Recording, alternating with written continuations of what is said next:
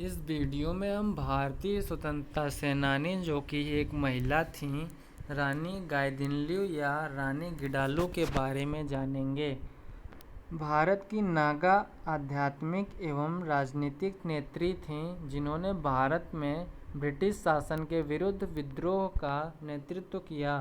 उनको भारत सरकार द्वारा समाज सेवा के क्षेत्र में सन 1982 में पद्म विभूषण से सम्मानित किया गया था। भारत की स्वतंत्रता के लिए रानी गाइदिन्ल्यू ने नागालैंड में क्रांतिकारी आंदोलन चलाया था।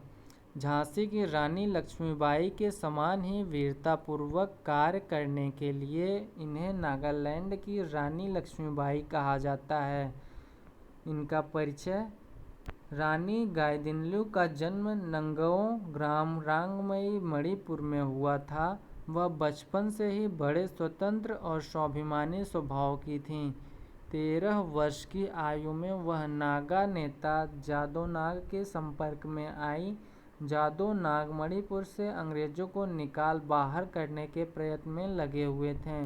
वे अपने आंदोलन को क्रियात्मक रूप दे पाते उससे पहले ही गिरफ्तार करके अंग्रेजों ने उन्हें 29 अगस्त सन 1931 को फांसी पर लटका दिया। अब स्वतंत्रता के लिए चल रहे आंदोलन का नेतृत्व बालिका गाइदिन्ल्यू के हाथों में आ गया। उन्होंने गांधी जी के आंदोलन के बारे में सुनकर सरकार को किसी प्रकार का कर न देने की घोषणा की। उन्होंने नागाओं के कबीलों में एक स्थापित करके अंग्रेजों के विरुद्ध संयुक्त मोर्चा बनाने के लिए कदम उठाए। उसके नेतृत्व और तेजस्वी व्यक्तित्व और निर्भयता को देखते हुए जनजातीय लोग उसे सर्वशक्तिशाली देवी मानने लगे थे। नेता जादो नाग को फांसी देने से लोगों में असंतोष व्याप्त था। गाइदिन्ल्यू ने उसे सही दिशा की ओर मोड़ा। 16 वर्ष की इस बालिका के साथ केवल 4000 सशस्त्र नागा सिपाही थे।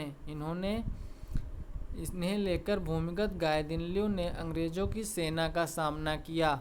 वह छापा मार युद्ध और शस्त्र संचालन में अत्यंत निपुण थी।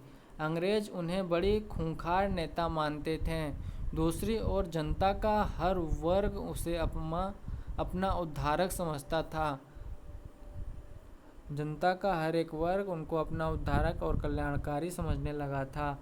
इन आंदोलनों को दबाने के लिए अंग्रेजों ने वहां के कई गांव जलाकर राख कर दिए, लेकिन इससे लोगों का उत्साह कम नहीं हुआ। सशस्त्र नागाओं ने एक दिन खुलेआम असम राइफल्स की सरकारी चौकी पर हमला कर दिया। स्थान बदलते अंग्रेजों की सेना पर छापा मार प्रहार करते हुए गाइदिन्ल्यू ने इतना बड़ा किला बनाने का निश्चय किया जिसमें उसके 4000 नागा साथी रह सकें। इस पर काम चल ही रहा था कि 17 अप्रैल सन 1932 को अंग्रेजों की सेना ने अचानक आक्रमण कर दिया। गाइदिन्ल्यू ने गिरफ्तार कर लिया गया। उन पर मुकदमा चला और कारावास की सजा हुई। उन्होंने 14 वर्ष अंग्रेजों की जेल में बिताए। सन 1947 में देश के स्वतंत्र होने पर ही वह जेल से बाहर आईं। नागा कबीलों की आपसी स्पर्धा के कारण रानी को अपने सहयोगियों के साथ 1960 में भूमिगत हो जाना था। सम्मान। स्वतंत्रता संग्राम में साहसपूर्ण योगदान देने के लिए प्रधानमंत्री की ओर से ताम्रपत्र देकर और राष्ट्रपति की ओर से पद्म भूषण की मानद उपाधि देकर उन्हें सम्मानित किया गया। स्वतंत्रता सेनानी ताम्रपत्र सन 1972 में दिया गया। पद्म भूषण सन 1982 में दिया गया। विवेकानंद सेवा सम्मान 1983 में दिया गया। बिरसा मुंडा पुरस्कार 1996 में दिया गया।